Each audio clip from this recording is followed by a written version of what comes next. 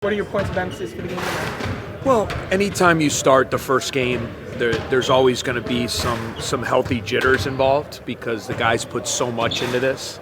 So the main thing I want our guys to do is just throw themselves into the game. We want to continue to kind of build upon what we've been practicing, where we have to be a collection of our parts.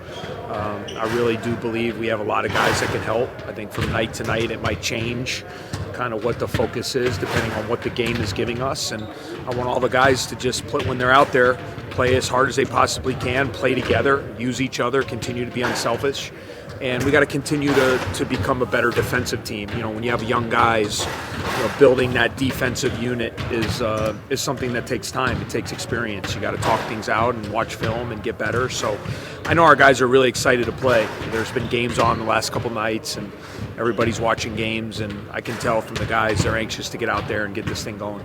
What games have you been watching? A little bit of everything. I mean, I'm a basketball fan, so obviously the first night there were tons of the games in New York, and getting a peek of some of the teams in the league just to kind of see where everybody's at. And it's so early. It's changed so much now.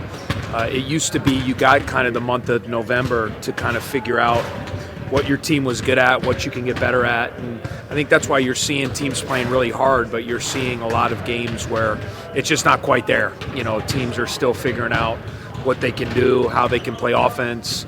Defenses are a little bit ahead of the offense right now, and so when you have these high-level games early in the year, that's what's going to happen. But from a basketball fan perspective, it's been fun to kind of be at home at night and just flipping around and seeing some high-quality teams play. So Merrimack's going to roll in here tomorrow as the first game against the Power Conference team. First D1 day. What do you think it's going to be like for them? Yeah, they're going to be excited, obviously. They've been a team. What I tried to tell our guys, too, is, even though they're transitioning from D2 to D1, they've been a winning program. So, a lot of the guys, a lot of their veteran guys, they returned 7 or 8 of their guys from last year that won their conference, went to the NCAA tournament. They've been a team that's won 20-plus. So they have a winning mentality. And so they're going to come in here with nothing to lose. They're going to play their game. We know we're going to see a lot of zone. That's kind of what they're committed to doing. They've been that the last couple years. So we have to be really sharp with our zone attack. I want to continue to play at a good tempo. Sometimes when you play against zones, you have a tendency to let the zone stand you up and walk up and down the floor. So I want to continue to try to push the ball, get some easy baskets when we can, but when they get settled, be able to attack the zone and get good shots. It looked like there was a lot of fun going on at that exhibition. There was a lot of energy between Drew Bowie, Pat Smith was here, and Jared Jones going up for dunks. Even Tino getting in the game. Who did you most enjoy watching play that night? Well, I just think for all the young guys, it's always fun for me. I've been doing this for a long time, and when you see guys, have their first bit of college action, it brings you back. I remember being that guy and taking the floor for the first time and being a little nervous, excited, ramped up, all the above. So with all these new guys, with the freshman class, and you throw Ryan Young in there too because he didn't play last year. So with Jared and Robbie and Boo and Ryan and then Pat as a grad transfer, there's just a lot of new guys that are getting their first taste of college basketball. So see those guys get out there and do their thing, and then to see the improvement of the older guys. Like I feel like all of our sophomores, Miller, Pete, and Ryan Greer have gotten better, and then you look at what Gaines and Turner did. I thought they played like really solid veterans. So more than anything, we have a lot to learn. We have a lot to get better at. We're certainly far from a finished product, but I just liked our vibe. I thought we played with great enthusiasm. I thought we played with a good tempo. I thought we shared the ball, played unselfishly, and those are things as a coach that are always good to see. A lot of national media outlets have kind of dismissed this team, saying you guys are too young or inexperienced, and they're kind of just saying automatically we think that this team's going to struggle this year. Are you guys kind of using that as motivation to prove them wrong? Yeah, I think inherently you do that. I mean, just as a competitor, if somebody tells you you can't do something or somebody tells you you're not going to win, it should light a little bit of a fire. We try to bring our own motivation and have our own goals, but I think our guys feel like we can be better than what people think we can be, and I think it's kind of a good position to be in because I don't want our guys to face any pressure on their backs of expectations. I want them to go out and try to play and learn from each game and get better and compete and see what happens. And we're going to be committed to developing our young players, and they got to be thrown into the fire. They got to figure it out, and I still feel like while we're doing that, we can still find a way to win, and I know our guys feel that also. Just talking about expectations, how do you feel about Michigan State going dark on Twitter?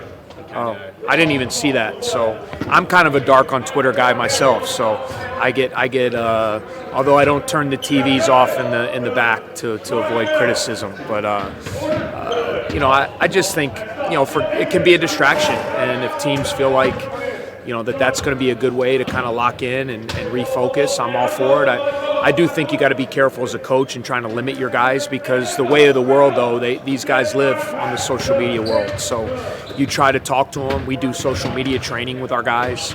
In the preseason, during the year, we try to talk to them about what's out there and kind of staying focused and listening to the right voices and not getting caught up in the outside noise. But at the end of the day, I want our guys to be, they're college-age guys. I want them to, if they want to get on whatever it is, Snapchat, Instagram, Twitter, I'm okay with it. Just make sure you're focused on what we're doing here. So over 7 years, you develop a pregame routine probably as a coach. Any changes to that this year? Well, as of now, no. I'm pretty kind of set in my ways with things I like to do. And I always encourage guys, like that's what's been cool with this group is there's so many new guys that are trying to figure that out for themselves too. Like what do they do on game day? How much rest you get? What do you do? How do you get ready for the game? How much do you do before a game? So, it's been fun to kind of go through that with all these young players, and it keeps me fresh. That's what's been fun about this group. It's a lot of teaching, it's a lot of developing, and it's a good group. They got great attitudes. They listen. They want to work. They want to get better.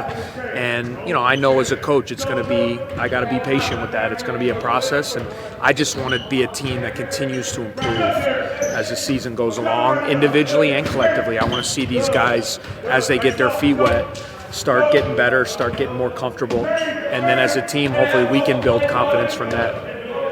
The NCAA had the whole player likeness thing recently. What are your thoughts on that?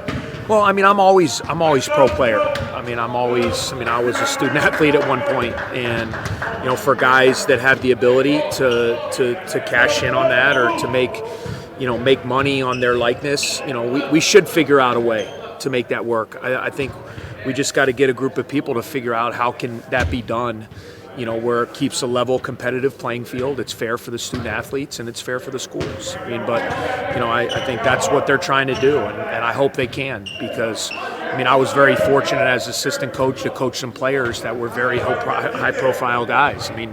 There's nobody that sold more jerseys than J.J. Redick when he was in college. Every kid in the country had his jersey. And I always said I wish there was a way where he was able to kind of, make money off what people were wearing, all the kids wearing his jersey across the country. But, you see it whether it's Tim Tebow in college football or Zion last year. I do think we're talking about a very small percentage of guys, but those guys that have that ability and have that marketability, let's figure out a way to make it work. And I hope that from what we've seen, I haven't totally studied it, but from what we've seen, it looks like they're putting committees in place. They're trying to get heads together and figure out a way to make it work, which I'm all for. How much experimenting are you going to be doing with lineups tomorrow? And anything specific you're going to try to experiment with? Yeah, well, everybody's going to get a chance to play. I just think the main thing is you got to win the game too. Yeah. So, it can't be in the exhibition game. There was probably more experimenting than you will, in a real game. You got to see what's happening. Guys that are playing well are going to play. You'll probably see less 5 in, 5 out. I kind of did that in the first half just so everybody could play and get their feet wet and get some time. But, I think because there's so many unknowns with our team from game to game, it's going to change. Some guy in the group that gets it going and is playing well is going to stay out there. And that's what I want our guys to realize is I do think, if you come to our practices, our scrimmages are very even. There's really not a lot of separation, which can be a positive. We have guys that can get out there and play, and on a nightly basis, let's find that group and see who can get out there and help us win. Yeah, thank you guys. Thank you guys. Yeah, be good. See you guys.